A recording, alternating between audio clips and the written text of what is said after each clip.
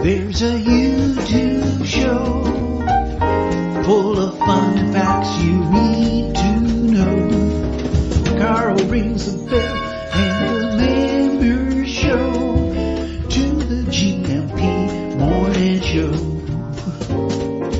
Featured guests will come and they will blow your mind. The audience will do so in kind. The little vanity mixed with some insanity on the morning show with GMP. Good morning, Portugal, and I'd like to welcome you to another fantastic day. Hey, GuMPers.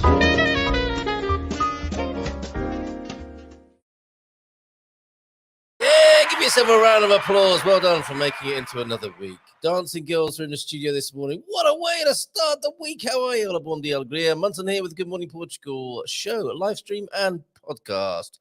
How's it going? How's your weekend? Do let us know. Let me get that ticker tape going. We've got James with us, of course, on Happy Monday. This is hashtag Happy Monday with James Holley with his mindful migration insights from 9. Mrs. M might be with us in a little while. We got some weather news. It could be an interesting week weather-wise. The water may blow through the tunnel at San Martino de Porto at the Wednesday meetup. Bring a sou'wester with you on Wednesday. I think some more severe weather. Certainly some rain coming our way this week. A couple of news stories that may be of interest, including, continuing with the weather. -5 degrees predicted in parts of Portugal. I think they had some snow in Manteigas, didn't they? One of those wonderful Portuguese picks that João Oliveira chose. What was it? Fundão, Manteigas, and there was another one which I forget now, but those were his 3 favorite places in Portugal. Manteigas had some snow, I think, in the last few days. -5 predicted for parts of Portugal, and this is an interesting little news item. There may be limits approved to unpaid motorway toll fines. Sometimes people find that they have a huge stack of tolls that they knew nothing about that have racked up and had interest added to them and penalties. And these horrible companies who buy the debt and then bully you by post with legal letters. Hopefully we can put all of that behind us. I'm not sure about the latter part on the companies just yet, but it looks like the government are having some pity for poor motorists who get into this pickle, not meaning to. And that can happen, of course, with your foreign drivers kind of driving through the country, not really knowing what they're doing. I'm sure they'd be happy to pay the fines, but not that much, for heaven's sakes. Okay, we may come to that. We may not, because we have our own news desk, of course, as well, with some top picks for you, including the wonderful poster of the Festa dos Tabuleiros in Tomar, which happens in July. They've not failed us again this year with a fantastic poster. And that's just a tiny part of the offering of the Festa dos Tabuleiros. Of course, an amazing event, a really important event in the culture of Portugal. Every 3 or 4 years, certainly happening this year. And Philomena will be taking a busload there. We also are dabbling with merchandise with the merch. Who doesn't like? Mug first thing in the morning, which I'll share with you. And the orange flavored weekend returns to Silvers, which is quite a nice little announcement to bring to you as well. Who's in this morning? Great to see you all. I really giggled with the meme, the first meme up this morning. Can you remember this? Can you make this claim as well? And do you have others that are similar? Let me just turn that banner off for one moment, because the meme here says, back in my day, we didn't wear cycling helmets. We just lie there unconscious until someone came to get us for dinner. It's not funny, really, is it? But it kind of feels true, doesn't it? Even though, of course, it wasn't quite that savage, or maybe it was for you. Let me know if you have if you can resonate with that, or if you have a similar meme to share, or that kind of idea. Anyway, how tough your childhood. How many miles did you have to walk to school without any shoes on, for example? Let us know. I know Coach Turner's here. FD Defane is here. Frank's here. Bon dia, Rockstar. Right back at you. Igualmente, Frank. And you are mentioned in the news articles this morning because of your assertions about Portuguese oranges, which were very interesting, of course. Nuno is here, Nuno Mensch from Winsurance. He's with us this morning in the chat. Be working with him on Thursday over on the Expats Portugal webinar.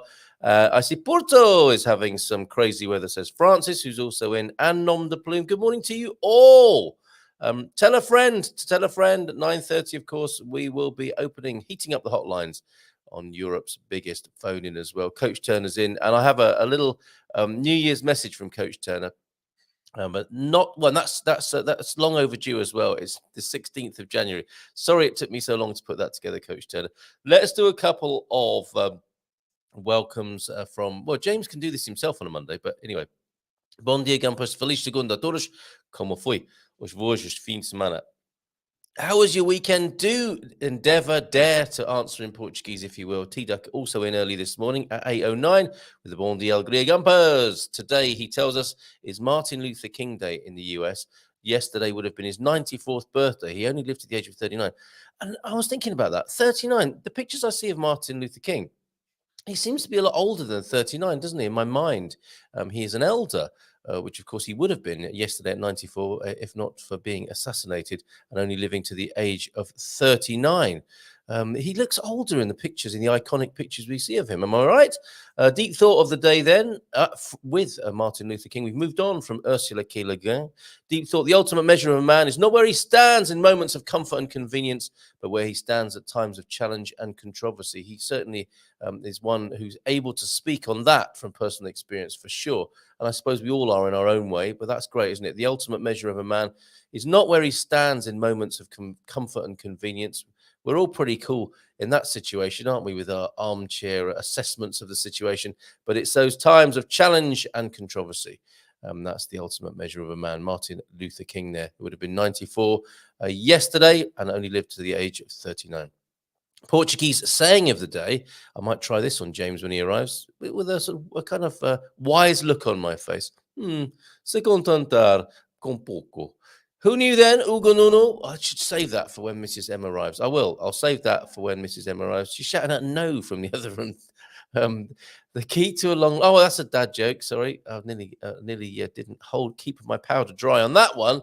Oh, no, that's not a dad joke. That's Coach Turner. Let's have a look at what Coach Turner's saying this morning before we play his VT. Bon dia, GuMPers. Hope you had a great weekend and are ready for another exciting week. I'm resting, Coach Turner. I think I've twisted my spleen or herniated my sphincter or something. Got a little bit of an ache down below. I'm off to grapple. Actually, before anyone sends me any advice on those conditions, I made them up. It's just something like that. I'm off to grapple with, but don't worry about me, I'll be fine. I'm off to grapple with a little one, and and avoid the inclement weather. What a great word that is. 2 degrees and wet. So we'll catch up later. Cheers, Coach Turner. We have video of you to play on your behalf here. Fantastic. And you have a God Squad tip of the day, which I will return to. There's Nuno. Good morning, James. Good morning, Gary. I can't see Gary. Why can't I see Gary in the chat? And it's a Bon dia Alegria todos from Francis in South Africa. Feliz semana novo. Some normality has returned. You're kidding, aren't you? You don't come here for normality. Hello, everyone. And Nom de Plume. Oh, good. Communication between Nom de Plume and Nuno there. To say thank you. Okay, then I can help you with a couple of other spots too. Well, I don't know what's going on there, but I read it out anyway. And Anna Olsen also here, and glad to be back in Portugal. I have the picture to prove it. There's the wingtip of her aircraft. What airline is that? I wonder, with a T. Can someone tell me which airline that is? I am a bit of a plane spotter, I think, at heart. Train spotter and plane spotter in my younger days. But I don't recognize that tail fin livery there. Bon dia Alegria from Anna in Villarreal de Santa Antonia. I'm getting the thumbs up from the other side of the desk, and I welcome now Mrs. M. What? Sound, please. Oh, I see. You have got some. People can hear you, just can't hear yourself. You see, you've been working in the studio at the weekend, haven't you? You turned your headphones down. No, that's Solomon. Solomon came yesterday and was buggering They about. should be banned from this studio, those children, honestly. Until they inherit it one day for their own live streaming careers. Joao F. also, thank you for those lovely pictures, Joao. Is it all right to mention the matter of our correspondence and the beautiful pictures that you sent me, Joao F? Some people might be pleased to hear about that this morning, but I need your permission first, Joao F. Bon dia Alegria to you. my friend. Where was I going? Oh, some VT. No sooner do you join the screen, Mrs. M, that we play a video. Nothing personal, I can assure you. You might like this. What? I was just trying to think what personal things you'd be sharing anyway. No, it's not personal to you that I'm suddenly playing a video because you were right. Oh, okay. I think you meant like Bono and the Edge walk into a bar. Yeah. The bartender says, "Oh no, not you two again." You've not. No, you're holding. I'm firm holding on that. firm on that one. You are. What about this one? It's not exactly a funny. I find it hilarious. It's one of those sort of woke bashing memes, isn't it? Look at that. We just lie there unconscious in a gutter or a hedge. Do you know what? That looks like a massive Mary Jane. Mary Jane. What's bush Mary Jane? to me? The old wacky backy. Oh, The devil's lettuce bush. Really? That kid is fallen into. I'm not sure. Which is about probably cushioned his fall on many levels. There's been many a time when I've come off my bikes or mopeds. I remember the first time I test drove a moped in Bali, and thankfully I had a crash helmet on. Yeah. Because I actually went into. Did you bang your bonds? Well, thankfully, a tree broke my fall, and the other side of the tree and loads of bushes, a bit like where that little fella was. Yeah. There was a huge steep cliff, so I was very, very lucky. We're lucky to have you here then. Yeah, absolutely. Oh yeah, I had goodness. many mishaps. I've had many sort of like near-death But experiences. did they leave you in the hedge until it was dinner Nobody time? was there. There was no one you there. had to wrestle yourself out of the hedge Yeah. and brush yourself down and start all over again. Yeah. Yeah, I came off famously to me, or outstandingly, I have to say. I borrowed a bike off a kid where I used to go on my summer holidays. I was coming down a hill. I thought it'd be fun to take my feet off the pedals, like you do, like you see in the movies. Yeah, and it never works. I had flares, I had denim flares on. Oh, did the flares get caught in the? No. Oh, you were very lucky they were then. flaring up. The wind was catching them as I was coming down the hill at great speed. And God forbid there wasn't. Thankfully, there wasn't a vehicle or a tractor or a combine harvester coming the other way. But I went into a speed wobble by taking my feet off the pedals. I didn't know that would happen until it was too late. And the thing went out of control. Down I went, and gravel, everything. Gravel in the arm and the knees and all that sort of stuff, And when those kind of lovely skims you get as a kid where there's gravel underneath the scab for weeks. But, live and learn, eh? Yeah. Oh my goodness. Skidding on gravel. I was there on my own. Really... Oh, the kid in front of me just carried on, left me for dead in the middle of the road. Oh, yeah. Oh man, I've had so many. Any other stories where you require our sympathy or not? I once went down a steep slope in France when I was on, and I didn't know this at the time, but I was on one of those portable bikes, not portable bike, like a collapsible bike. Yes. And the person that had put it. Brompton. I don't know if that's what it's called, but the person that had put it up for me hadn't put it on very, hadn't really tightened everything. And so I was going down this slope, and where I was putting quite a lot of pressure on the handlebars, they went. Did they? Yeah. Just as I was skidding on gravel, and I chipped a little bit of my knee bone or something. Yeah, I was on crutches for about 6 weeks. In America, they just sued that person. Did you see that person? No. Did you seek recompense? The funny thing is, the person, the company that the bike belonged to, that I was working for, they tried to sue me. For breaking the bicycle? No, because I think they were worried that I was going to take him to court. So they countersued you first. For what exactly? For they just tried to put a lot of negligence. They were like trying to scare me because I was like 19 or something. Tell me their name and let's name them and shame them. I couldn't even remember their name. I'm only joking anyway. But I can remember the company of the company actually. So no. Stop it. If you're still going in the south of France, I'm coming to get you and your legal studying sons. You're still not over it, clearly. No, really mean. That was really mean. It was. There was no need for that. There's no need for that. It's really nasty. We're trying to live in peace and harmony. They had sons at university studying law, and so I think the big guns, eh? Yeah. Oh dear. Sorry to hear that. That's okay. Philomena Friday. No, not Philomena Friday. It wasn't that fun. Do you know what? I'm sure lots of people have got experiences though of like working for absolute crooks, in their teens I'm and sure early there 20s. are people around like that in the world taking advantage of young people. There are lots of really mean people that do things like that. It's really not nice. Really? Because most people just aren't that, in that kind of sue or be sued kind of mindset, When did people stop being reasonable and having conversations? About 1382, I think. You have to ask a historian about that. I'm not a historian, an epidemiologist, a doctor, or any of those things. Although I have to say, I wouldn't want to be right now either. Hola, bom dia, Carlitos e Luisa. And good morning to you, Filomena. And this is lovely. Nom de Plume says to you, adoro a sua energia, Filomena. We adore your energy as well, Filomena. Thank you for being here this morning. Did you have a nice weekend? Of energy. What? Can anyone notice I've had a hot bath? I'm looking really pink. Yes, I can't even smell you from here, but no, I hadn't. I just knew you'd had a hot bath, so it doesn't come as a big surprise to me. I have a slightly different morning this morning. I've been drinking Berau this morning. Yeah. How come? Just fancied it. Oh, okay. No one need worry about me, though. It is part of my herbal concoction this morning. Oh, is this part of a... No, I was drinking it. Is this a Katia Lima? No, I was drinking it out of a little shot glass, and I thought I'll pour it into my thyme tea. Let me just taste it. Oh, very nice. Well, I've been having Hanniger. I've had a couple of glasses of Hanniger this morning, so honey and vinegar. Rock and roll. The tea on that aircraft, did you recognise that, Mrs. M? No. Okay. It's been a while, hasn't it, since you've been on an aircraft? Over 5 years. I think the planet can thank you personally for that. Transavia. What is that? Is that like, should have been Transylvania? Would you go, though? Would you go on an aircraft that was called Transylvania? Probably not. With all the air hostesses in long black robes going, whoa! Probably not. I would. I like the sound of that, having said it out loud. Yeah. Yes. So there you go. That's Transavia. Is that a Swedish firm there, Anna? Thank you very much for enlightening us on that. Bon dia, Luisa, from Francis in South Africa to you this morning. And bon dia, GuMPers. I'm not quite sure. I'm torn as to which way to go now. We do have VT from Coach Turner before we have James join us.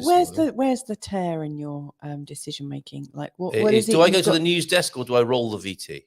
Roll the VT. Seriously, I'm just about to put the news desk on. Okay, we'll come back to that. This is Coach Turner's New Year's message. This is like when the Queen used to come on the telly, but instead he is the king of fitness and debauchery balanced with vitality. That's quite a good mix, isn't it? Debauchery and vitality. And here he is now, the esteemed Coach Turner. Well, Happy New Year, GuMPers, and I hope you're looking forward to a really good year with plenty of debauchery and hopefully following a little of what I do, and it doesn't need to be very much, you can balance that with some fitness and exercise and wellness. So this week I've done a few small exercises concentrating on around here, which is your core. I thought it would be useful to just show you what I mean, because it's quite difficult to write full descriptions in a very short number of words. First one, we were looking at a side plank, which is basically resting on your elbow, lifting your hips. You can use the other hand just to balance if you want, or you can put it up in the air. Either way it works. And then just raising your hips and lowering them again, because that actually works the muscles a bit more.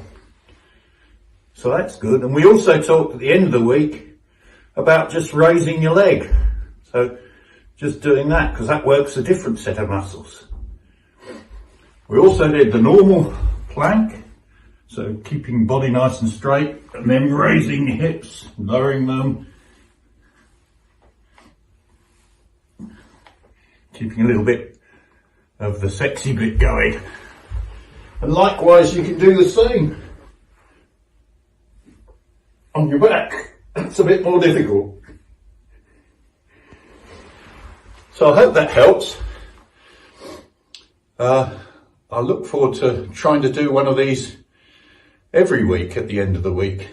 If I do a few exercises that are difficult to explain, and hopefully you'll find use for those.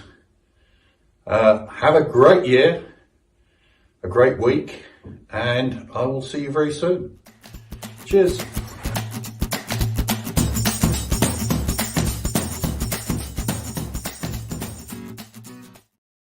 Well, that was good, wasn't it? And you actually had a go at that, didn't you? I have a photograph to prove it. It wasn't. You see, you got the same cardi on. Look at the. Well done. You just had a go at that. The office looks fairly tidy. Yeah, it does actually. That's not too bad, is it? That was amazing. Well done, Mrs. M. What possessed you to get down and give him 5? I'm just feeling a little bit mischievous and. Well, there ain't nothing wrong with a little bump and grind in this studio this morning. Well done, Coach Turner. Thank you very much for that. Really appreciate that. And there's another video coming out at 2:00 today. I was wondering why you were saying it was debauched, and I was thinking you shouldn't say that about Ian's amazing work, and then he was wishing himself, didn't he? Yeah, I mean that's it. I came up with this phrase about a decade ago, maybe a bit more, called the headerlist, which is a hedonist mixed with a holistic thinking person. That's a great idea. That's the way forward. I even wrote a manifesto of hedonism. I'm not surprised which you can by that. find on the internet somewhere, I think. Hola, bon dia, alegria from Barry. Good morning to you, Barry. How are you this morning? How is Central Portugal looking? And from the Algarve, Uncle Frank. If Coach Turner is talking about debauchery, this will be a rollicking year. Nice moves there, Coach. Well practiced. You can tell, can't you? And a nice little cameo appearance from Kenneth Williams as well. Bon dia, everyone from Nubianet. Good morning to you. I'm looking at Coach Turner's sofa and knowing I'd break it if I said, what? like in a scene from a film, or a police academy, or Shallow Hal, or something. What is this sofa made of? Andy's here this morning. Good morning. Getting a late start this morning. How early do you normally get up then, Andy? Watched a football match at my local pub yesterday evening, and one thing led to another. What time do you normally get up? This isn't an unreasonable hour to be rising. That's all right. First thing in the morning. Who doesn't like I've been rising up since 5:30. Have you really? Yeah, I've been doing some work. The bed definitely felt empty this morning when I stirred, I have to say. You were missing. And let's go to that news then, to the news page. And we will mention Frank again. Frank might put something in the comments for us. Orange flavoured weekend. What's all that about? Sounds like condoms, doesn't it? Remember? Well, no, we had. I wondered if you'd done Not my something. favourite flavour. I missed that when you said that. I thought maybe you'd done something about oranges because we had a chocolate orange this weekend. But this is actually... We did, didn't we? We introduced our children to the Terry's chocolate orange this weekend, didn't we? Yeah. Wasn't that a lovely thing to be able to do? Because, of course, we have Waves, the cafe restaurant in San Martino de Porto, which has a little bit of an expat section, which our eldest is fascinated by. Yeah. He's got some kind of saudade going on, hasn't he, where he really likes eating British sweets. And thanks to everybody actually who contributed when I asked on Facebook about what were your favourite British sweets and what can I find in. People were very brilliant in coming forward with all their favourites. Well, this week we had some ginger nut biscuits as well, which you don't find over here. We were going to go for matchmakers, weren't we? But I was really hoping for some minty matchmakers, like these lovely chocolate sticks. And mint imperials. Yeah, we got mint imperials, which are really great. That's right. Excellent stuff. So this is the Silvish orange flavoured weekend. And what's Frank's bitter orange anecdote? Well, it's a play on words, you see. Oh. I think there's a tone of bitterness about it, which I will come to. But in order to participate, this sounds like fun, doesn't it? From the 10th to the 12th of February, or the 12 fevereiro, it's the 7th fin de semana con sabor a laranja. Sabor a laranja. In Silvish, which claims to be the orange capital. It's the Florida of. There's another meme I can make. I wonder if in Florida it says this is the Silvish of America. Yeah, I doubt it.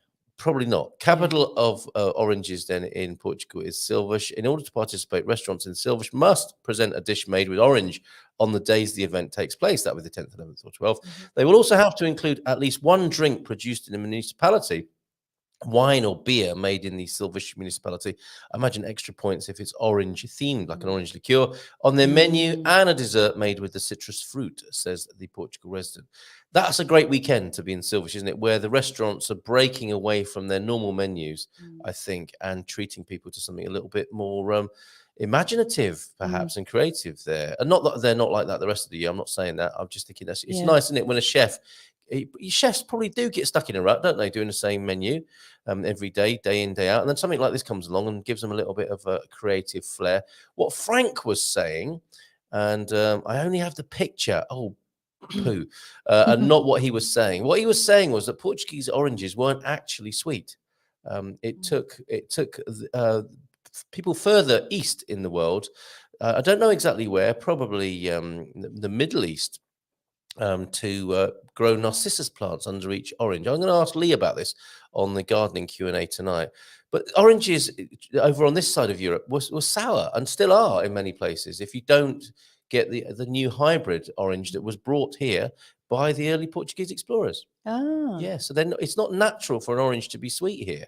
With the sweet ones, the sweet varieties were imported, and so we could take it for granted, couldn't you? Because we think the fruit is very sweet here in Portugal, and it is compared to the sour fruit of Brexit. Sorry, of UK. I mean, it's true that like one of the first things our kids noticed when we came to Portugal was that they liked fruit all of a sudden, and they'd never really enjoyed it before.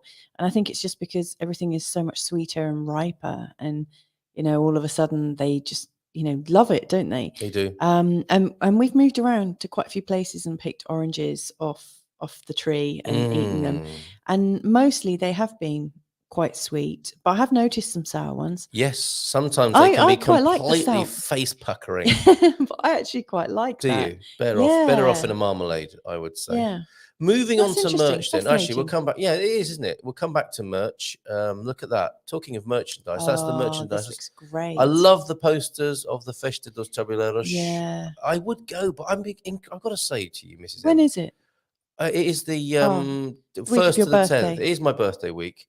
And in some ways I'd like to go, but I am becoming less fond of crowds. If we had the foresight to get a B&B, Airbnb, and could watch it from a balcony, I would do that. But I just don't want to be in crowds, especially with 3 young children. Yeah. You know what I mean? And after 3 Kanecas or whatever. Well, what we need to do yes, is we just need to rent an Airbnb nearby. Yep. And then we go between, say, 10 and 12 in the morning. And when then nobody's there. And then we go home, we do our own things, and then we go back out around about 6. Still in that big crowd. No, I'm sure I'm not alone in this. It will be less busy. Okay. Or maybe I just need to get over it. Because people are gonna be rushing there, after midday, and like between midday and 3, like going by sort of like what I've observed with Portuguese and then it will get busy again at about 9 o'clock at night. Yep. So 6 o'clock should be I think so. Sorry, that gentleman's talking while you're talking. How there. Rude! But isn't that beautiful? That's so beautiful. That is what it's going to look like, folks, when you go there. Yeah. There's our beloved Tamar. We love Tamar, don't we? And Tamar is such a fantastic place. It's where we landed, isn't it? It's where we first stayed. We are hardwired to that place. And then we also I was heavily pregnant there and gave birth round the corner from Tamar. Mm-hmm. It's a really amazing place. Love that. Look at it. It's so beautiful. Orange carpet. Look at that. Loving that. If you can't, sorry on the podcast, but you just check it out. Tabuleiros, Festa dos There's Tabuleiros. some beautiful video of Absolutely flowers beautiful. Everywhere and streamers, and it's just very, very beautiful. And watch it from a balcony, says Nom de Plume as well. I dislike crowds too. It's nothing personal. I imagine I would like most of the people in the crowd on an individual basis. Yeah. But when they all get together like that, Carl, get over it. Tough love here from Nubian Air. Get over it. It's not a crowd in the US. Hold on a minute. Over 1 million people turn up in Tamar for that, I believe.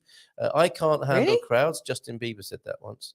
Really? But it was different when you're on the stage, isn't it, Justin? You're alone on the stage until you launch yourself out into a crowd setting. No, I mean, I hear you. I mean, whenever we go to a festival or anything really, really busy, we dress the kids in really bright clothes. We do. So that it's embarrassing for them. And a little flag. So that, if we get separated, we can easily spot them. Yes. But it is it is worrying, isn't it, when you've got little ones? Okay. But I mean, even if I was on my own, I don't particularly like crowds either. But I just think you can have it all. You can go to the festival at times when it's not so busy. Yep. Off to Porto for the dates, Andy. It was an early riser. Have a good show. Hope you get over your hangover or whatever it is. Yes, he's not used to being up this late. We Midwesterners get up early. That's to let the cattle out, isn't it? Across the ranch. The later Portuguese schedule is taking some getting used to. And it will do. Don't rush yourself with that. You'll be asleep by 8 or 9 in the evening. just when the Portuguese are getting ready to go out, and that takes a bit of getting used to. These Silvish oranges are famous locally, very famous locally, says Frank. Silvish was also the hub for the Moors when they arrived in Portugal, bringing with them probably some of their sweet fruit, as well as other Portuguese explorers bringing them back to Portugal. Thank you, Frank, for your input on that. Now, isn't this lovely? Jean is absolutely living the life. Cannot hang out today, going to Faro around 9:30. Valentina for you used to always hang out with us, and now then lunch, then back to sign up for Portuguese language school. That just sounds so good. It? Yeah, I'm hoping you can join us on the Portugal Club sometime soon, Jean, and let everyone else know in the club there what you're doing on a deeper dive basis. Marty's in as well. Bon dia, Alegria GuMPerZone, and we'll come to James in just a moment. Andy Klein, look, very patiently. Look, here's some advice from newcomer Jean. Andy Klein, you have to go by the sun, not the clock. I want to mention as well. I mean, I do understand that, but I have to say, for the last 2 weeks or so, I've just been naturally waking up around about 5:30. Not with the sun, then? No, definitely not. I'm just 4-year-old son, sometimes. Just feeling, something's coming. And then I'd been working on the computer for a couple of hours, and then I noticed there was this little. I didn't even know there was like a sunrise icon. But there was something to say that sunrise was about to happen. Shutters were down in the studio. I had no idea. Look at this. I'm getting a muito bem, Carlitos, from Filomena. I live for these moments. Muito bem. Fevereiro is hard to say, and you did a great job. Well She's listening. She's always listening to my Portuguese. And I'm glad she is too, and I'm glad I did a good job on that. So just finally then, an invitation. Oh, Solomon's here. Did you find Michael? Solomon, I think it was you that was looking for Michael, wasn't it, last week? That's right. Now, Carl, about the sex toys you advertised you're selling in your merch section. What? Yes, I can explain. Yes, what's going on there? Well, the intern's been at it again. If you want something done, do it yourself, because the intern was posting up on the news desk. We're looking into creating some branded mugs, t-shirts, and sex toys for the new year. What? I know nothing about that. Me neither. I mean, this intern needs firing, coming onto our news section and writing copy like that. I'm going to have to deal with this after the show. Anyone with a gift for design and or marketing wants to collaborate on this offering to the GMP community, please message me. But who doesn't like, X, Y, or Z first thing in the morning? That could be on that. That is just a sample as an example there. And yes, I will deal with that. I'll make sure the intern is punished for suggesting something so filthy as that. So apologies to anyone who's been offended by that. It is now time to what? No, I've just got so many filthy memes going on in my head right now. It's basically who doesn't like first thing in the morning. Let's not. We've kept him waiting long enough. We have. Let's bring him on. Look, sorry, James.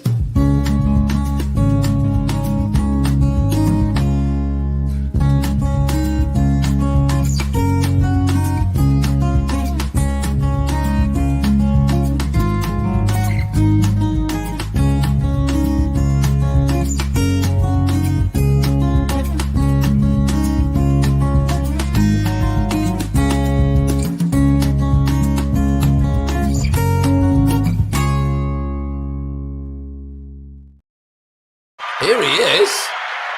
Check him out. Good morning to you, James. And the first thing I want to say to you. Hola, bom dia, alegria, tudo bem? Se contentar com pouco, my friend, amigo. Sim, concordo. What else can you say? How are you doing, James? What's new? Muito bem. Fantástico.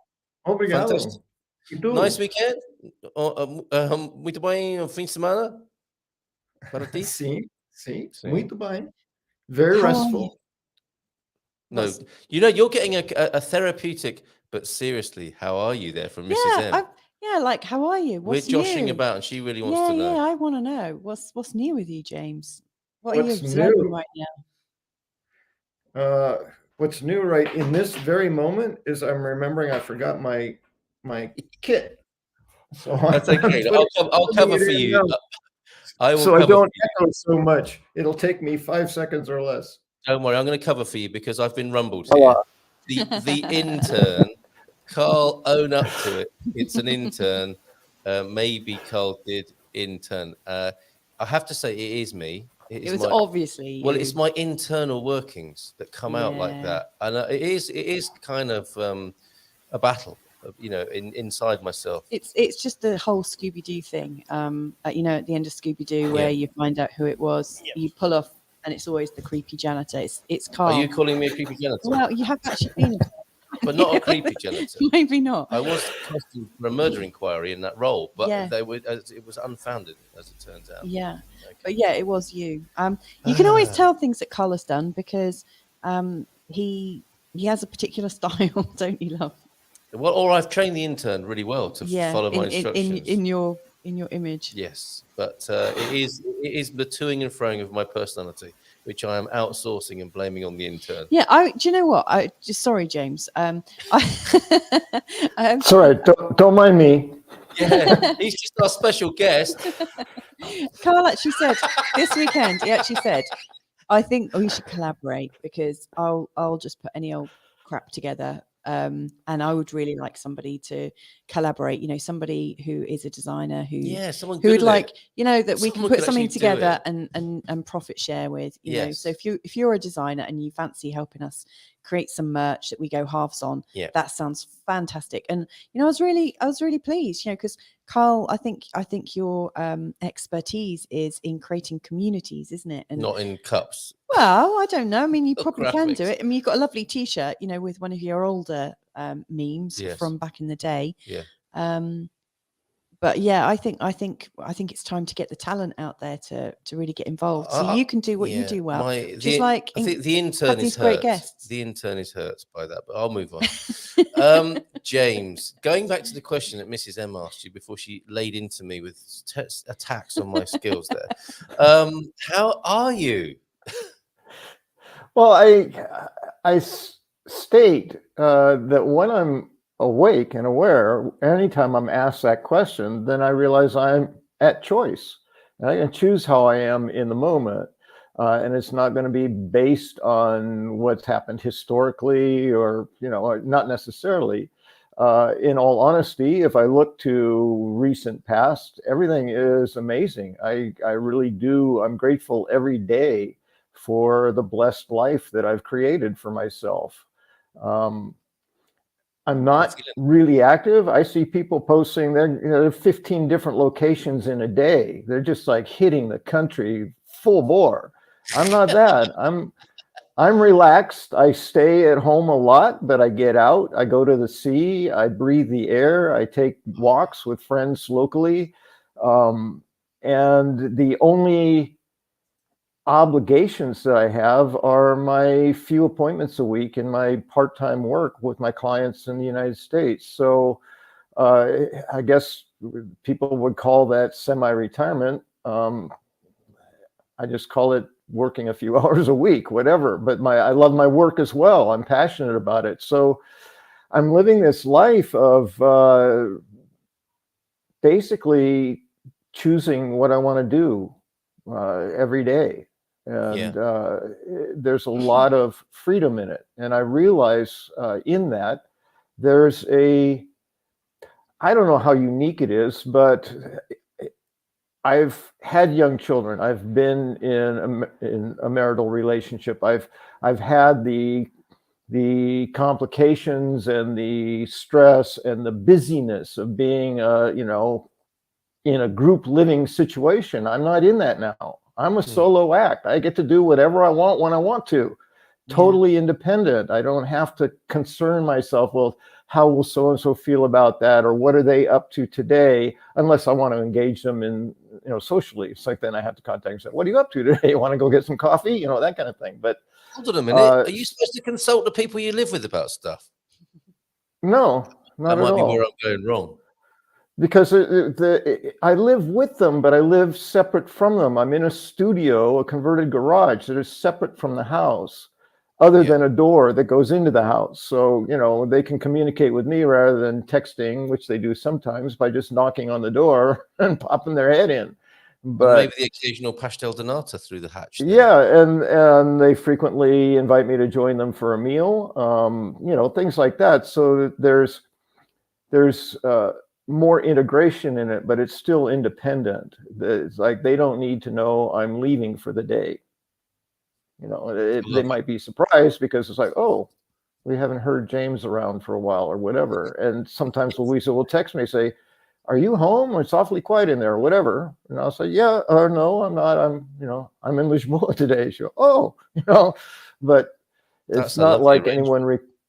Yeah, and sometimes I'll do it just for a sense of safety or security. Sometimes I think it's important, especially if I'm going to be traveling a distance on the bus and being gone for a while, that the people that are nearest where I live know that I'm not around, so that if they don't see me or hear from me for a couple of days, they might want to start figuring out what happened to me, that kind of thing. But yeah, I'm not generally worried about that. So yeah, it really is. Yeah, it is unique, and I'm grateful every day for that I can say this, that I can declare this is the life I'm living. It's what I intended when I left the United States. It came with a certain amount of planning and a certain amount of intuition, and just a mix of all those things. So, and a lot of work over the years in finding places that allow me to let go of things that might otherwise bring me down. Carl, you and I have talked many times about the news. I just opt out. News just brings me down, unless it's good news, but that's hard to find. So I don't engage. And when I do, I did last night on Facebook, I got in a little bit of engagement about, public transportation versus individual cars. And I can have that conversation, but when I'm done, I just go, blech. It just doesn't feel good. So it's like, I'm going to opt out of those. I consciously be aware when I'm kind of pulled in to just opt out. And that's a lot to do with the ego work I do. I don't have to say anything. My voice, like, why is that important? And it's important to me if it's helpful to people, but it's not, I don't have to throw my piece in, so I can pull out.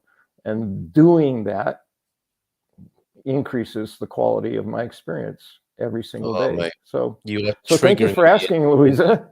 Yeah, that was a long answer, James, honestly. Sorry, I got a little. You can handle the truth. Right. No, don't ask him again next Monday, okay? We're still trying to get to these tips before moving. That's right. But I love it. I got triggered in many positive ways there, and there are a few things I would like to respond with. But I know Mrs. M does too. Go on.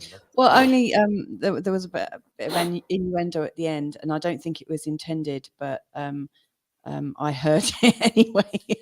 And so whilst I was really listening in intently, when you said, I throw my piece in and then I can pull it out, I was like, sorry. Oh, dear. But I don't suppose that's going to come up on one of our mugs, is it? And maybe that's something, that we can talk about. Well, if I'm going to be totally honest, I never just give it a piece if I'm going to put it in. Write that down, somebody. Wow. All right. There. There you go. I really like, the cut of your jib and where you're going there. I was imagining Carl is just thinking, oh yeah, I'd love to have that single life again. No, I have lived it. I had a little skirmish with that before I met you, didn't I? And then we started another family. Before we move on from putting pieces in and out, why not go for it? Yes. Great segue. Oh, Monday the 16th of January. That will be today, 7:30 tonight. Webinar 4 in our series of helping people move to Portugal. We're going deeper into love, sex, and relationships for the over 60s. SOS, sex over 60. You don't necessarily have to have a paramedic standing by, and we'll find out exactly who. Actually, maybe we won't find out exactly what you need to have standing by on these occasions. I don't suppose we will be too graphic at all, but we will have an upbeat, open-hearted, and fun conversation. It will be fine. We'll go where we go with this conversation tonight. But I think it's a really interesting one to have, because when you're 20 and 30, as you look at your elders and imagine yourself being 50, 60, 70 or 80, you might have a certain view of your love life. And these two who are with us this morning as well, Bob and Viv, they are among the most loving couples we know, aren't they? Yeah. They are top contenders for incredible examples of a loving couple in how they treat each other, how they look after each other, how they're very there for gentle each other. with each other, aren't Very they? gentle and really beautiful. It's nice see. to be in the company of an inspiration. So they'll be talking more about that this evening. And thank you for being here this morning. And thank you for triggering that, as well as many other things, James, because you were of great help to me last night, actually. I put a post up on Facebook, realizing that I was in a state of hypervigilance, probably for quite a long time, but certainly a heightened sense of hypervigilance. Watching this dreaded news that you talk about, doom scrolling on Twitter. Doom scrolling, that's a good word. Yeah, isn't it? and it's quite habitual, and it has its payoffs, doesn't it? You get an endorphin buzz occasionally because somebody likes one of your smart things you said about the news, but it's diminishing return for sure, and I've realised that. And I think it's connected to some challenges, some personal challenges we've got going on at the moment. And it's a bit of an outlet in a way to be on social media, just scrolling and scrolling. And it's an avoidance as well, isn't it? It's a distraction and all of those things. But ultimately, it really shook me when I found out what hypervigilance was yesterday. I mean, I knew what it was because I have it, but I didn't know it had a name. And seeing the name, having a kind of amateur diagnosis, but quite by coincidence last night, really just if something fell into place, I can step back away from the social media a bit and give myself a bit of peace and breathe. Mrs. M needs to leave us for a moment. She's gone to get me a box of Kleenex just in case I break down completely on the screen there. But yes, I would love a coffee. So does that make sense, James, that hypervigilance thing in relation to what you were saying about the news and the state people can get in? Yes, and I feel it particularly with the people I care about. So you can put yourself on that list if you haven't already, because of what I followed up with, that what I feed myself, I become. That if I'm eating healthy, if I'm thinking healthy, if I'm spiritually healthy, if I'm healthy in every way holistically, then I'm a healthy, and because I'm healthy, a healthy individual, and because I'm that, my life is better than if I wasn't healthy. And to me, ingesting, I don't want to go to the extremes of all news, but first of all, I don't think most news is news. To me, news is essentially information. But even that can be slanted by who's presenting it and how they're presenting it and what they're saying about it. So all of that influences me. Like I said, I engaged in this relatively brief, it wasn't mean, unfriendly, or angry. It was just a back and forth about, transportation. And maybe it was a little contentious, and I've never done confrontation well in my whole life. That never makes me feel good, confrontation, which may have been a part of what led me to really learning about my ego and managing that, because it's that pulls me in. When I can let go, then it doesn't matter what my opinion is, and I don't have to disagree. I don't have to agree. I can just leave it alone. But ego is pretty demanding. It wants to engage. It says, no, I have something important to say, and my thing is better than yours, and I need to say it so that you won't, it's like, stop. True. When I can be conscious and do that, then I feel healthier. And I see the toll that the few friends I have who just almost obsessively watch the news, and just they're aware of all the horrible things going on in the world, and they're down. Their energy, it's hard for them to, like, they have to work harder to be grateful, because there's so many things. How can I be grateful when this is happening is sort of the question. So it concerns me, the health and well-being of the people I'm close to. And so I try to encourage them to get out of that loop. I mean, if you want to pay attention to certain things because they have personal importance to you, then absolutely you want the information. Yeah. But to be constantly sucked into the vortex of downward spiraling news is just, in my view, not healthy. Well, they'll take you there, won't they? Rolling news, breaking news. Yeah, they'll take you as deep as you want to go, for sure. Yeah, amazing. Yeah, I see more news sitting at a meal with my family here than pretty much, or going out to eat. The news is constantly on everywhere, just 24/7. but I don't actually try to pay attention to what they're saying or what's going on. I just try to see if I can learn something about the language as the words scroll across the bottom, because I can't understand the speaking part yet. So I try to read, and I go, okay, that has to do with the world and everyone, and okay, so they're having a meeting. That means, so I'm doing language study as the news scrolls while everyone else is paying attention to the content. Same here.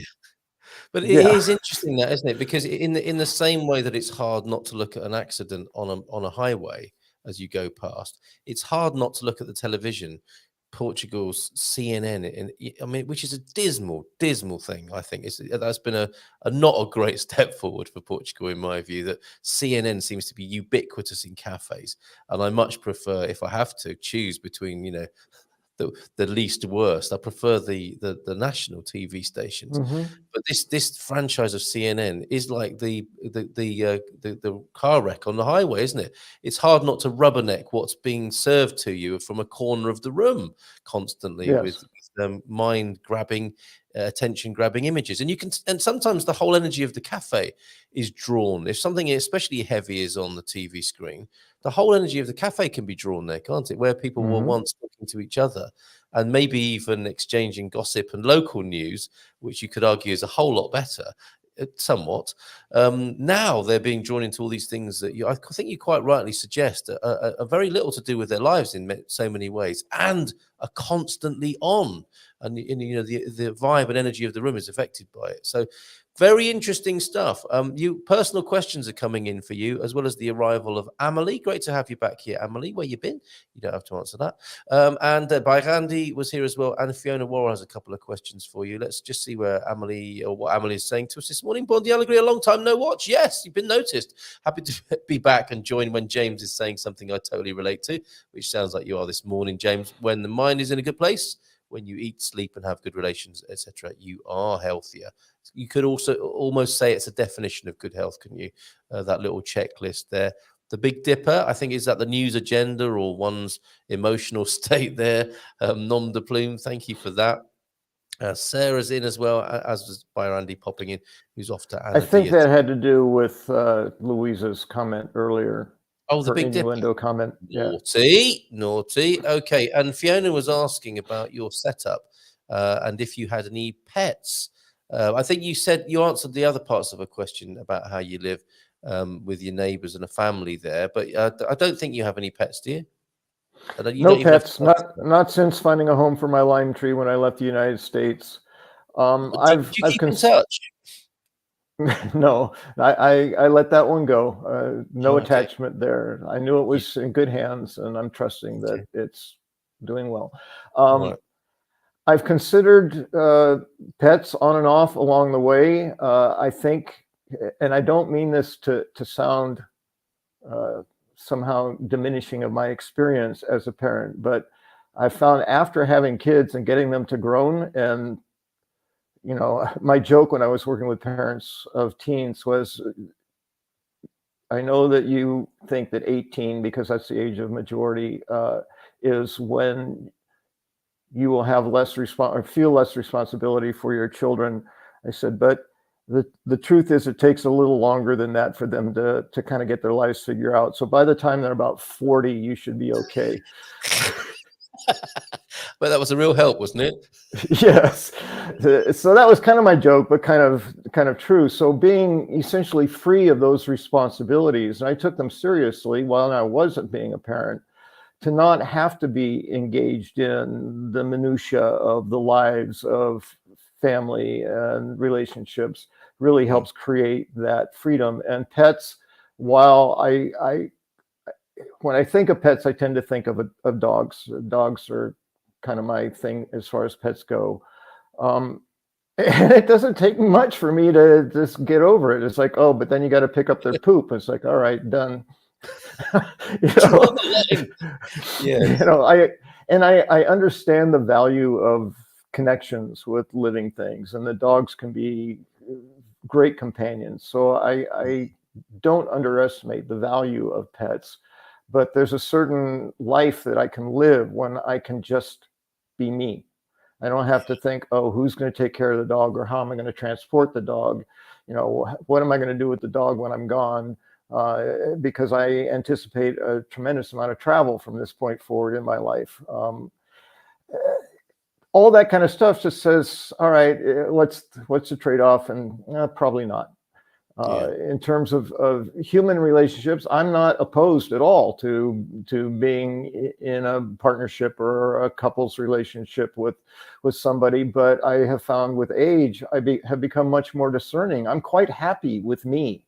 Yes. Me and myself get along very well, and then we rarely have an argument. That's good. Yeah, so there's very little contention to deal with, and I know that's a part of human relationship. But I have said many times, I would much rather be solo than be in a relationship that's a lot of work. Mm-hmm. So I'm not willing to work a lot to be in a healthy relationship. So that means we have to match. And if that comes about, that's amazing. And I'm happy to be engaged in it. If it doesn't come about, that's amazing. And I'm happy for that. And I think we struggle for that at younger ages, at least for me, as I've aged and evolved. There's less and less attachment to how I feel about myself and getting that from somebody else. There's less need to have somebody else to support me emotionally because I know how to do that myself. I know how to take care of myself in ways that I didn't when I was younger. So for all those reasons, it makes my life actually easier in many ways. And I'd be lying if I didn't say I didn't miss some of the comfort and some of the physical contact that you can get by being in a more intimate relationship with somebody. So, they say that, men tend to die younger, and some of it has to do with loneliness or not being in a relationship. So it's like, all right, I don't think that's going to be my case because I'm not at all unhappy with my situation. So I think it's the unhappiness that probably creates the stress, that creates the sort of lack of vitality. It's like, I'm what's sure you're the right. point? Yes, connects completely, doesn't it, with some of the other things we've explored this morning. Thank you for that. I noticed a lot of noticing, choosing, and acting going on there in all that you've said. That is typically you. Fiona says, what you give your energy to becomes. Don't give your energy to doom, or at least ensure you rebalance it regularly. Thank you, everybody, for your input on that this morning. I avoid news, says Francis, as much as I can. I've been off Facebook and Instagram for over a year now. Well done, mate. It's been a great exercise. I can't slag it off too much because that's what we broadcast on. But I have to say, that's what I'm mainly using Facebook as well as the outbursts occasionally, and more so in recent times. It is a great platform for us to stream on, but less the platform it used to be, and not as enriching and fulfilling as it once was. Solomon, you're being welcomed by Joao F. Never saw you here before. Welcome to our home. Isn't that lovely? Nosso casa. We still look forward to meeting you in person one day, Joao F. from Bob as well. And what you've been saying is lovely foreplay for tonight, James. So thank you very much about relationships. I like not understanding the TV in waiting rooms and cafes. That's one really good incentive not to learn Portuguese, is that you won't understand what's going on. Bon dia from Michael Whitby. Thank you for your communication, Michael. Great to hear from you. It's worse stateside with Fox News everywhere, including live feeds to troops abroad. And in the US, I've walked out of dentists and doctors' offices that have a blaring squawk box. Can you text me when it's my turn? No? Then cancel my appointment. That is a strong boundary, isn't it? From T-Duck. There you go. Yes. You're the customer. Why not say that? I'm not sure what you're referring to there, Viv.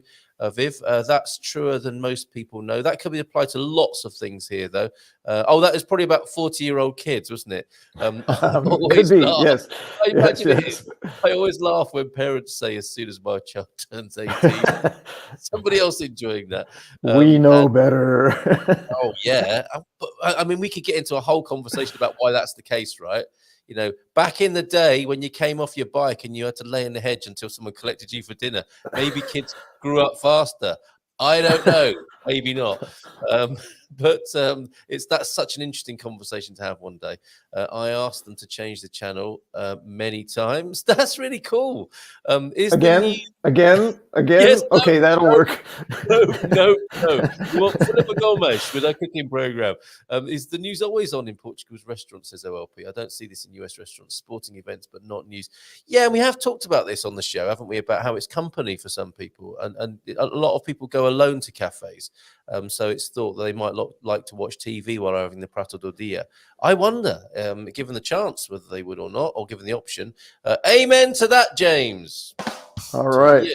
Whatever that was, amen to it. Nothing is worse than being alone with someone else. Ooh, yes. Look at these emotion and relationship rim shots today. I am happily single, occasionally bored, so I got a monkey. What? Really? I think we all know that's probably more fun and distraction than anyone would want in their lives. I think we all know how to take care of ourselves with a little winky and what? That might be on tonight's webinar as well. I tend to agree. We are all here at T-Duck.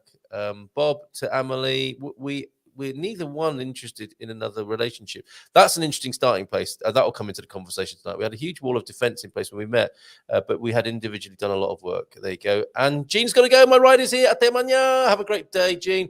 I'm in a group with women moving out of the US. Most are in a couple and many are single. Very afraid to move on their own. I just feel comfortable with making my own decision. Lots of help is available actually in this community, expats Portugal community, with solos moving. People needn't struggle with that. I know that's not to say it won't be difficult, but I think lots of help is available too, with precedents being set and inspirational people doing that. So we just work on yourselves, on being at peace with ourselves, which prepared us to be at peace with each other. Can't wait to find out more tonight. It's 9:32. It wouldn't ordinarily be time to throw open the phone lines on Europe's biggest phone in, James, but I think that would be okay. unfair. So I need to do this? No, you're the guest. Okay. All right. Stay right where you are, because for the third week running, we are going to try and do tips and strategies starting anew in Portugal on the GMP here. You think we're going to do it this week? If we started now and just kind of went through it, it's difficult when there's I've noticed when there's three of us, there's a desire to actually commune, like to be with people. So we have conversations that then go on tangents and it's like, how important is the topic? Well, only because we said we're going to do it. But other than that, it's not like the most important thing in the world. So it's easy to get pulled away and lose focus anyway. So you want me to just go ahead and start with what I've been looking at in regard to making a move? Yes, please. For me, it started a couple of weeks ago when we were talking about the new year and the opportunity it affords to create ourselves new, to say, what are we up to? What are our intentions? What are our strategies? Those kinds of things.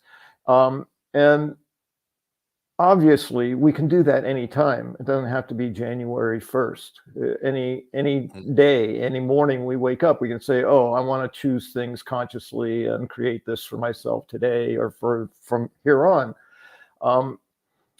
That being said, then we can apply that to a huge change or commitment to change, which is leaving our country of origin and moving somewhere else. And for me, it was with the intention of not ever needing to return, with no intention of returning. So with that, then that leads to this sense of an opportunity to create anew. For me, not so much in terms of who I am as a person, but there was a demarcation for me where I actually changed how I would have the new people in my life refer to me by using my formal birth name as opposed to the sort of nickname I had, the familiar name I had through my whole life.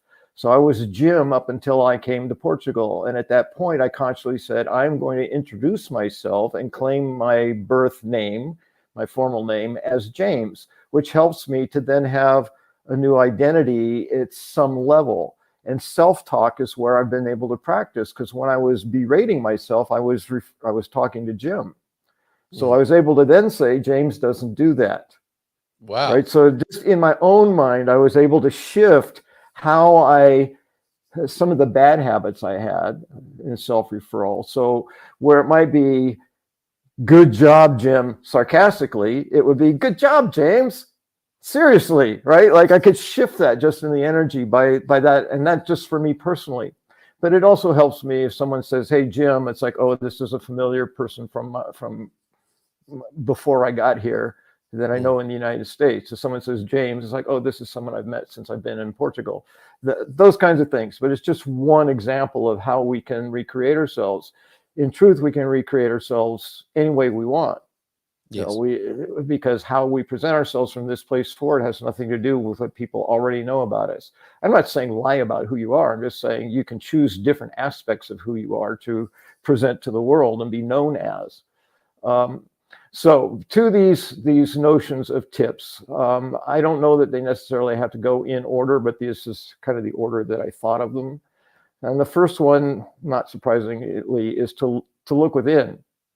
You know, look at what are your dreams and desires. What is it you want? It looks like I want to move. Well, what is it you hope to obtain by making a move? And really look at what that is. Because if you're not clear on that, then you're going to move for the wrong reason. And it's not going to work for you. You're going to get there and find out, oh, I don't like this. And you're going to move somewhere else. I don't like this. I don't like this, until you figure out what it is you're trying to achieve from making that move. So I think looking within and looking at what your dreams are. For me, it was when I stopped and said, if I had no constraints whatsoever, where would I choose to be? And immediately, without hesitation, came up Santa Cruz, California, because I had loved my experience there. But that wasn't available to me. So then it was what else? But I was clear what it was I was looking for. Something like that experience, not necessarily the same look, the same, not that, but the feel of it, the experience of it. So that's what brought me to Ericeira. It was through that process. So, and that started with looking within. I think it's important along that note that we are moving towards something. In this case, I'm moving toward this place that I loved living in that I can't live anymore because of the constraints of financially primarily. So I'm moving toward that. I'm moving toward a culture that is gentler and more humble and kinder and helpful, as opposed to one of, I've got mine, good luck getting yours. So I'm moving toward that. Now, yes, I'm moving away from this other, but not because I'm trying to escape it, but because where I'm going works for me individually. This is something that I can move in and settle into and feel right, as opposed to feeling at dissonance constantly with how I want to be living my life. So moving toward as a moving away. If you're running away or moving away, chances are whatever you're trying to get away from is going to follow you. And we've talked about that, the baggage that follows the luggage. Oh, yes. It's going to be there. It will follow you, and you'll say, "Oh, I'm on the infatuation. I'm on vacation," or what I'm now calling vacation infatuation. And then that will start to grow old, and all the baggage you brought with you is going to be there, and it's going to be showing itself, and then you're going to want to move again and again and again, thinking that the issue is where you're at, as opposed to the issue is what you brought with you. So I think it's important to do the work in advance, to look at what is my baggage, what am I inclined to bring with me? Can I consciously choose to put that baggage down and not bring it with me to where I'm going, so that I can have this experience that I have created in my mind about what I aspire to. So I think that's more work than the logistics of getting a visa, or even, God, for the driver's license exchange. It's still, every time I say like, James, okay, don't go there. Move on. So, but that's the deep work, and that's what takes some time. So, even before you get on a plane, I think it's important to do the inner work, if it's going to work for you when you get where you want to go. Then following that, I think it's incredibly important, if not essential, to build and strengthen your support network, the people that you're leaving behind physically and where you're headed, because there are going to be trying times. There are going to be challenges. Sometimes it's just a challenge of understanding, how do they do things here? It's not even necessarily an emotional thing, but how does it work here? I don't know. So having a network of people who are familiar with it, who can help support you to understand that, is going to be incredibly beneficial to having to figure it all out yourself as you go. In addition, if you're having emotional challenges, to have a support network of people who can listen, who will just support you, who you can talk to about what's going on honestly, and not have to put on a brave face and pretend it's all good because, oh, I told the people I was doing this and they were all happy for me and now it's sucking and I can't talk to them. You don't. You want people that can support you. It doesn't need to be a lot of people, but somebody, and I recommend it not be just your partner, because that can be a lot, especially if your partner's going with you, then they're going to have their stuff too. Someone outside of the relationship who can help support you is beneficial no matter what, but particularly in these circumstances. What do I... so then with that going on, and the example I have shared before is through Facebook, I established connections with people here in Portugal, which led to the ease of me getting here, the incredibly soft landing that I'm continuing to live in as a result of those initial efforts to make connections where I'm going. Also in this is doing your research. And some people say, it requires getting boots on the ground. You have to get there and feel it to know.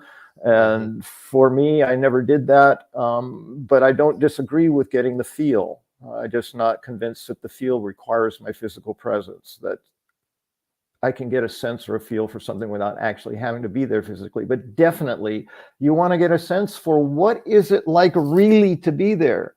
Kind of like people say, don't just go in the summer or the spring, because the summer might be really busy and hot, but, don't just go in the really pleasant months, go in the winter too, and see what it's like to have a lot of rain, to what it's like to have it be colder and maybe less populated depending on where you are. The reality of being there, do the research. I did that mostly via, YouTube videos and maps and whatever travel shows and whatever I could do to get a sense of what is it like to be there. The travel shows not so much, other than just get a sense of what it looks like, because they tend to focus on all the glorious, fun, sparkly stuff. Yes. But to do your research is important, to get a sense of where am I going, like really, not just your vacation infatuation. So that, I think, is important as well. From there, it feels like then you're going to want to start creating new relationships and building those relationships. I am a huge advocate of, if I'm going to be in Portugal and I have a commitment to be as Portuguese as I can be, given that I'm not Portuguese, then it's going to require relationships with Portuguese people. And to me, those are more important to me than relationships with immigrants. Interesting. I know that lifestyle. I know that country. I know that language. I know those considerations. I know that familiarity. I know those things. But that's not the country I'm in. The country I'm in is different in many, many, many ways. And so I am a huge advocate of getting outside of the familiar community and immersing yourself more in the community that exists in the country you're in. One of the advantages I had is I started with a Portuguese family. I mean, that's where and that came on Facebook before I ever left the United States. But I think as I've gone, and I've said this to you before, Carl, the community here at Good Morning Portugal is a huge opportunity for establishing connections. You get a sense of people. And for me, it's like, oh, I get a sense of that person. I think I'll do a little more back and forth to get a better sense. And then I'll give them my contact information, and then we'll actually have the beginnings of a relationship. Well, for me, a part of that was looking at the Portuguese people who were in the community. And it wasn't difficult for me, because I feel so in alignment with the culture that almost any Portuguese person that is writing, I'm going, wow, I think we get along. It kind of goes with it. It's like, I really like them. They seem so, oh yeah. So I started reaching out to those people in the community, and João Ferreira and Nuno Munoz Mendez and Ana Esteves are 3 people that I have met through the community that are now I consider to be good friends, in addition to the family that I live with. So I have 5 or 6 or 7 Portuguese good friends that I engage with as much or more than my English-speaking immigrant friends. And I have those too. I'm not saying exclude them. I'm just saying, for me, there's a huge value if you're going to immerse yourself, to establish relationships and build those relationships with the natives of the country that you're in. And it's been a tremendous value when it comes to having questions about the language. Wow, okay, I can just ask someone I know. I can ask a friend. So that is helpful. And I don't want to miss it. In Portugal Living magazine, the current issue has a listing of all the Portuguese Facebook sites on Facebook. On Facebook. A lot of them as well, right? Yeah, so there's a tremendous resource. If you're saying, hey, I would like to figure out how to get connected with my community, you could start with that. I mean, that's a huge, rich resource, because it's, as I understand it, it's every single Portuguese Facebook site. So it's like, you might be overwhelmed. So many options for getting upset online. Yes. Also to make deep connections. Yeah. So let me see, where am I at? Relationships. I'm loving your list so far. Well, I mean, one of the standout things is I do want a little side caveat for people who don't know. When I'm engaged here, I even struggle reading the comments and much less responding to them. So it's not because I'm ignoring, it's because I'm busy. I'll get to you later. But it's great to see Anna and Joao. Well, all the people I've connected with, really. I don't want to get into naming individuals because I don't want to leave people out inadvertently. So then the next thing on tips is get yourself ready for a ride. You know, it's like going to the amusement park. You can get on the ride or you cannot. You can get on the kiddie ride or you can get on the full-on hang upside down for 20 minutes roller coaster. It's all your choice, but it's going to be a ride no matter what you do. So get yourself ready for that. I would not plan, because even a cruise has rough water, right? So I wouldn't plan on you're just going to, like, everything just going to, oh, yeah, this is it. I love surfing as a metaphor, because, you know, when you're in the wave, like, there's this feel, not that I've surfed, but as I understand surfers who talk about it, there's this place where you're just riding and it's just, it's glorious. And then inevitably you have to leave the wave. Sometimes you wipe out, and you get back up and you go find another wave and get on again. And that's sort of life in general, but especially this. If we're going to stick with the metaphor, you're choosing to surf now. So you're going to have this experience of smooth things, great things, things that are tough, things that need to be overcome. So just get ready for that. I think a lot of people, well, maybe not a lot, but some people come with this fantasy idea of the way it's going to be. Like, once I do that, it's all going to be wonderful. And it's not going to be like that. So just get yourself ready. You know, it's life there, just like it's life here. It's not, you can't be on vacation forever, because even the vacation evolves into something else if you stay long enough. It ceases to be a vacation. It becomes a life. So that's just get yourself out of the mindset that everything's going to be perfect. Unless perfection is whatever shows up, then stick with that. Yes, it's going to be perfect. Whatever shows up is perfect. Otherwise, I mean, for me, it's if I'm going to be realistic about it, it's avoiding the frustration of the attachment that it's going to be smooth sailing, because then I suffer in that attachment. So if I can let go of that, say, it's going to be as smooth as it can be, and I'm living a life, and life isn't always just smooth. Matter of fact, if it was, it would probably be boring. So you'd have to get a monkey. Yeah, get a monkey. Yes, I think that may be the solution to every challenge in life. Just get a monkey. I feel like I've missed quite a bit. You have. Yeah, what's with the monkey thing? No, hold on a minute. I'm determined that James gets to the end of Okay. his list this morning, because this is our 3rd week running we've tried to do this. Yeah, and I've got it written down, so I just kind of scroll through, say, what did I have to say about that? So this notion of letting go and understanding that there may be rough spots along the way is this whole concept that I promote of managing expectations. Again, if suffering is a result of attachment, then expectations are an attachment. So if we expect that something is going to be a certain way and then it's not, then we're going to be frustrated, disappointed. We're going to suffer the negative emotional reaction to that place, particularly in the realm of suffering. So yeah, it's about learning to embrace as opposed to grasping. Like embrace the good with the bad. I even struggle when I put those labels on things, because I tend to believe that some people say, you know, life happens to us. Other people say something, but I say life happens for us. That if we're really awake, everything that happens in life is an opportunity to grow and to become what it is we aspire to become. So there is no good and bad. It's just what's available. What are the choices? What's the opportunity for me to choose my life?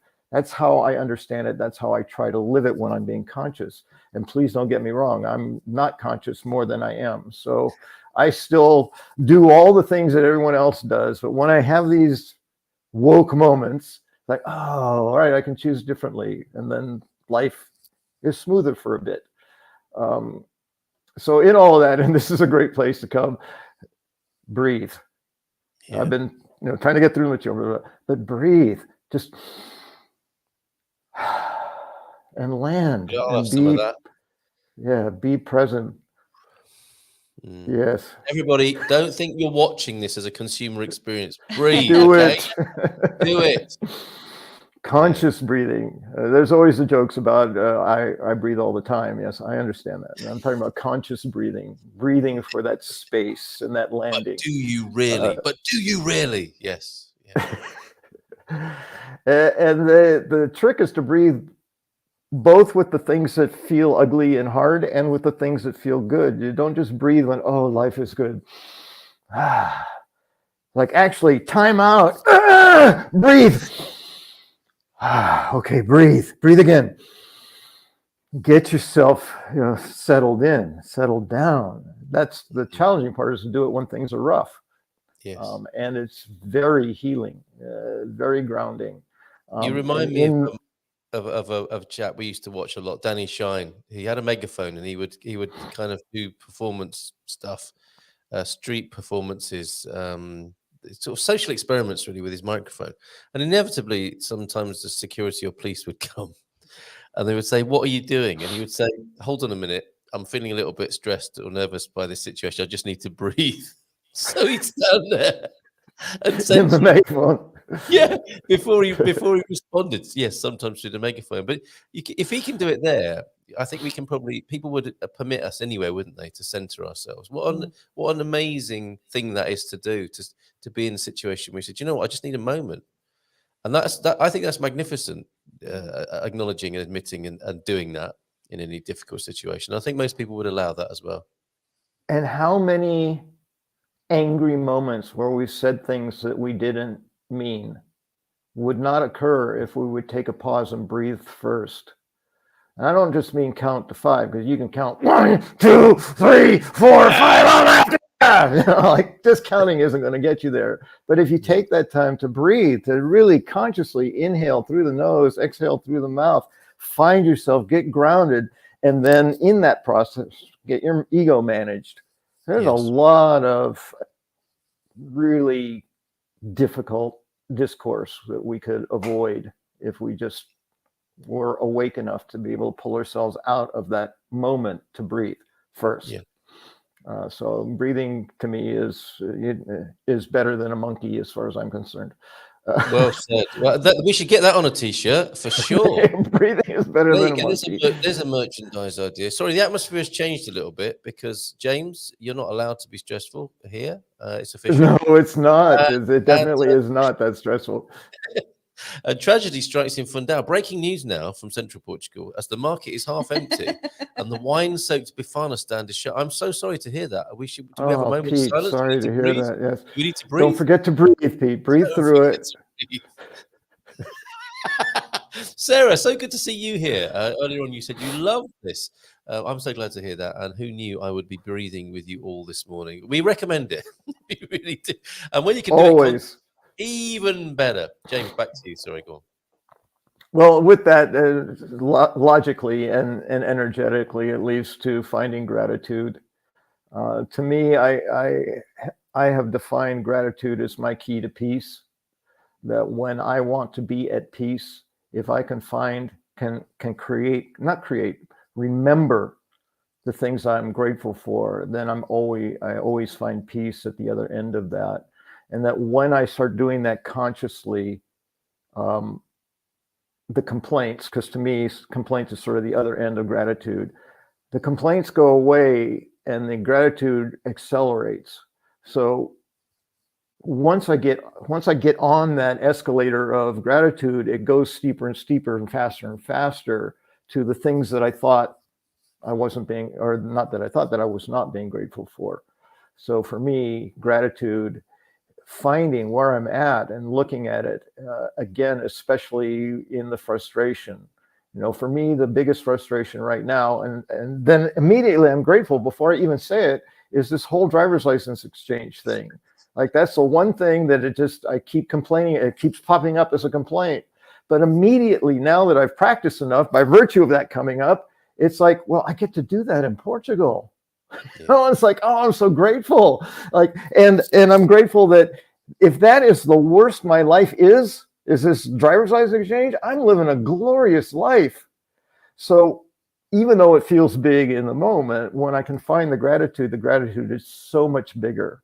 It's just a function of remembering, waking up, being aware that I have another choice, that I can choose to be grateful as opposed to be unhappy or complaining about something. Well said. So to me, I don't know if it gets deeper and deeper as it goes, but it's all of this is connected, and all of this I don't want to lose track of. This is all great general life stuff, but I specifically thought of these things. I was thinking, well, what are some ideas that I have about what would make a move to Portugal or anywhere, but specifically Portugal, smoother, easier, better, more positive? And these are all the things that I thought of. So no surprise, generally you can apply it to life, but specifically in a move which can tend to raise stress, all of these things can help make that move a beautiful experience, as opposed to this frantic, everything's hard sort of position. So in that, for me, trusting our intuition is important. I don't think that we're trained how to pay attention to it.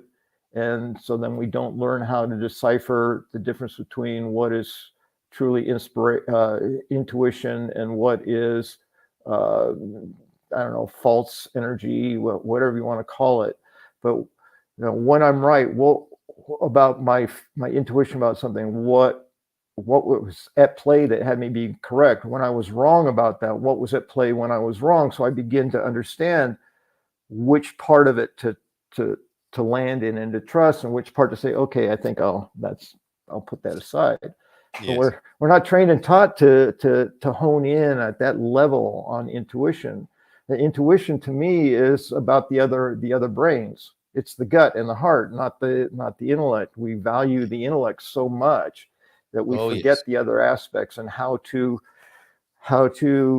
manage the nuances of that information that's being provided to us and interpreting it accurately. So I'm an advocate of trusting the intuition and doing the work to be able to trust the intuition. And I say that especially if things are feeling challenging. It's like, I don't know what to do. It's like, well, breathe, take it in, check the non-intellectual information that's coming into your body, and the answer will probably be there what to do. You know, I believe it's always there. It's just we aren't always able to access it. So in the breathing, learn to trust the intuition. That doesn't feel right. Okay, let me check that. If that doesn't feel right, then I need to consider how I'm going to factor that into the choices I'm making. Very good. We found something very useful recently, James, about that's a little bit of a clue and a key there. If it feels lighter, if you feel lighter, you might be onto something. You know, and who do these thoughts belong to? These are great questions that we've come to find just recently, and it's a great help. You know, if thinking something makes you feel heavier, and conversely, if another thought makes you feel lighter, that gives you some idea to who owns it, and also a key to that intuitive process I think that you described there. And it's a matter of practice, isn't it? Yes. Yeah, the probably the most challenging part of any of this is establishing the capacity to access it, which starts with noticing, right? There's that notice, choose, act thing. As to me, that's why that's so powerful, is I can't do anything about anything until I notice there's something to be done. Yeah. So that's the waking up process. That's the being aware. And to me, in my experience, that's the thing that requires the most practice of all at the beginning. Because I forget. I remember, I forget again. I forget, I remember again. And then I remember more. And then I remember more. And then I remember more. And then I practice it more. So it's getting to the place where it becomes habit, where I go there immediately, as opposed to all the other stuff that takes the time. Because it requires me to stop and go in and reflect and pause, take that beat, which is perfect for the next tip, which is stop and smell the roses. Right? It's about gratitude, but you're here in Portugal. You know, remember that from time to time. Breathe it in. Go to the ocean and go, this is what I created for me. Like, take a moment to realize that you're here, that you've done this thing. And yes, you still got your self appointments, and you still have to do these things. But every once in a while, at least stop and say, I'm here doing those things. This is what I intended for me, and find the gratitude in that.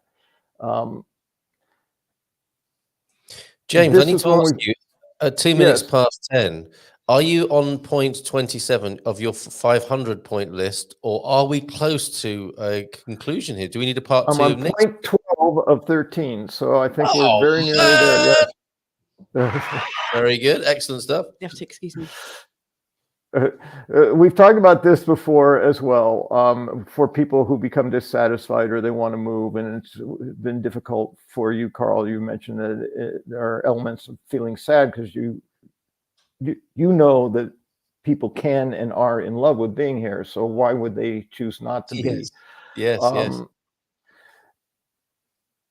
Part of that for me is time. So the tip is give your new creation, this creation of being in Portugal, time. Give it time to mature and to ripen, to go through the process of potentially becoming the fine wine that right now it's just kind of sour or whatever. Give it a chance. And everything I've read, most people say you have to give it a minimum of 1 year, if not 2 years, to kind of settle and get a feel and get more comfortable, and to let it ripen and mature before you are assessing whether you actually made the wrong choice. Yeah. So be patient, give it time is another tip of being here. Yes, there's going to be the challenges, there's going to be the wonderful things. Infatuation vacation is going to go away if you're here for 2 years. So now you're getting a sense of what is it like to really be here.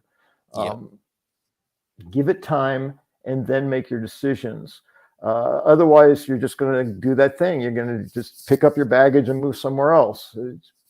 So time is important.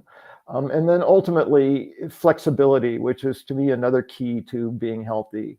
Flexibility, whether it's mentally, physically, in any way, to be able to be flexible is a healthy state. I think rigidity is the counter to that.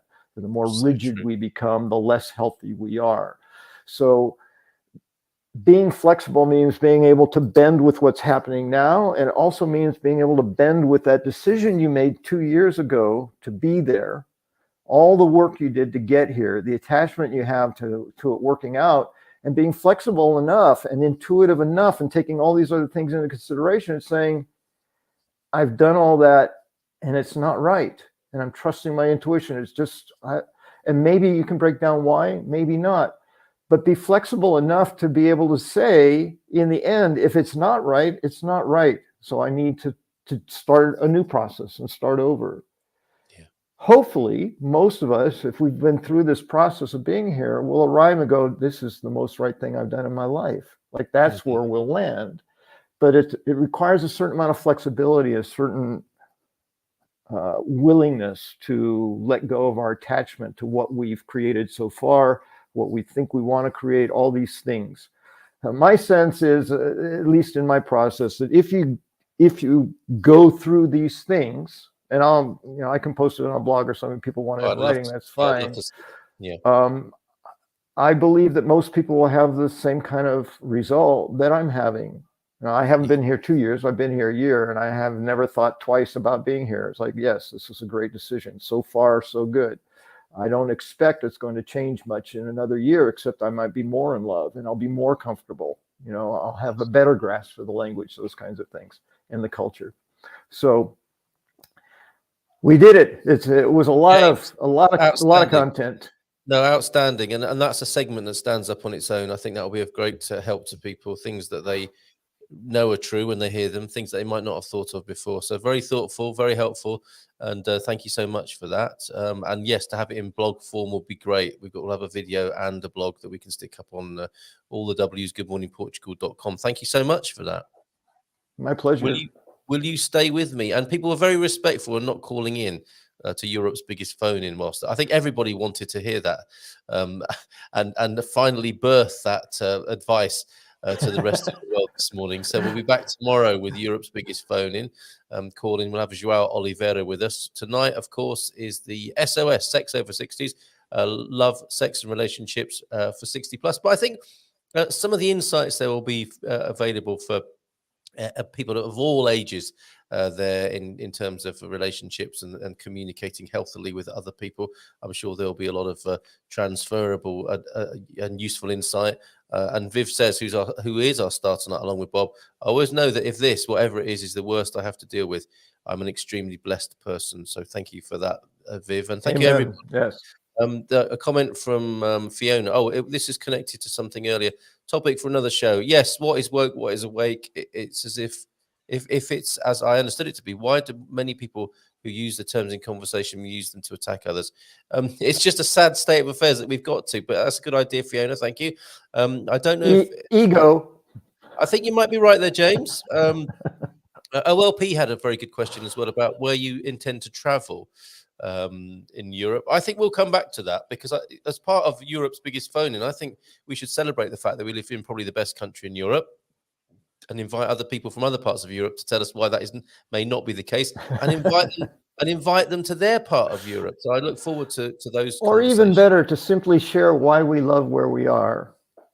Oh no! Then it doesn't have to be contentious. We had a question for you. James, have you ever tried EvMux for your live streams? I have no idea what EvMux is, so I think that answers the question. For asking that question. I've not tried EvMux, but I think you probably need a better name for your product. Something ending in mux. I'm not sure I'm happy to talk to you, but maybe now isn't the time for that. Yeah, that was OLP's question. We've got the dad jokes still. We can't go anywhere until they're done. You said you'll be traveling this year. Where do you want to travel? Let's return to that. Maybe that's next Monday's topic.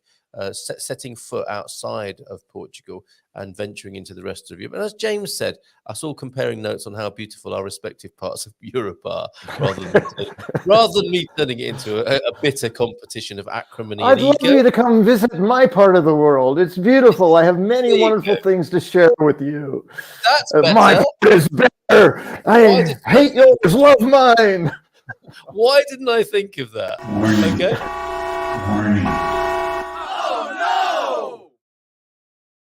Oh, yes. Oh, yes. Oh, yes. Those dad jokes from earlier on. We also had a Who Knew. Portugal is the oldest European nation state. It's had the same borders since the year 1139. I remember it well. It was a kingdom until 1910 when it became a republic. So that's good to know with the Ugo Nuno there. And we'll finish now with some palate cleansing dad jokes. Okay, here they are. James, can you keep a straight face? Do you want to keep a straight face? I'll just be legit in the moment. You'll go with your flow. Okay, here we go. And my niece calls me ankle. I call her my knees. Okay. I heard you snickering slightly there. The key to a long life could be leaving chocolate pudding cups in my fridge for more than 24 hours, but we'll never know. That one made me laugh. My yes. kids have been on eBay all day. If they're still there tomorrow, I'll lower the price. Come on, that's a cracker. That's a cracker. And maybe they're 18, maybe they're 40. Who knows? If they're 40, he's definitely lowering the price tomorrow. James, great job. Everybody, well played this morning. What a fantastic start to the week. And perhaps what a fantastic start to your life here in Portugal with the help from James there. Why do a show about sex over 60s? That is not worrying. What's worrying is if sex before 60s is actually working. Okay, well, join us tonight to explore that at some depth by all. Thanks, James, and thank you, Carl, for Emily. Great to see you back with us this morning. Some people have to go to work. Look, friends, I must get to work. Nice to see you all once more. Work? Ciao. What's that? Yeah, what's she talking about? I don't know. James, we'll have you back next Monday, perhaps talking about the rest of Europe. Yes, there are other parts of Europe available. Last word to you, my friend. I feel like I've been doing so much talking. Sometimes I feel a little apologetic for just filling the space with words and words and words. But I just hope the words are helpful to people. That's my intention. I love being here. I love sharing the program with you, and I love our community. So thank you all. Oh, nice one. Oh, look at that. With that warmth, with that human warmth. I didn't share this before. -5 predicted for Portugal, says the Portugal News, perhaps later this week, which leads suddenly got chilly in here. Did they? But look at this, James. My wife messaged me to say that her car wasn't working, starting, and that the dash was showing a sign of a person on the toilet. Confused. That, my friend, is where we end the show today, because that might be happening in Portugal this week. I love it. Week. Bye for now. Ciao, ciao.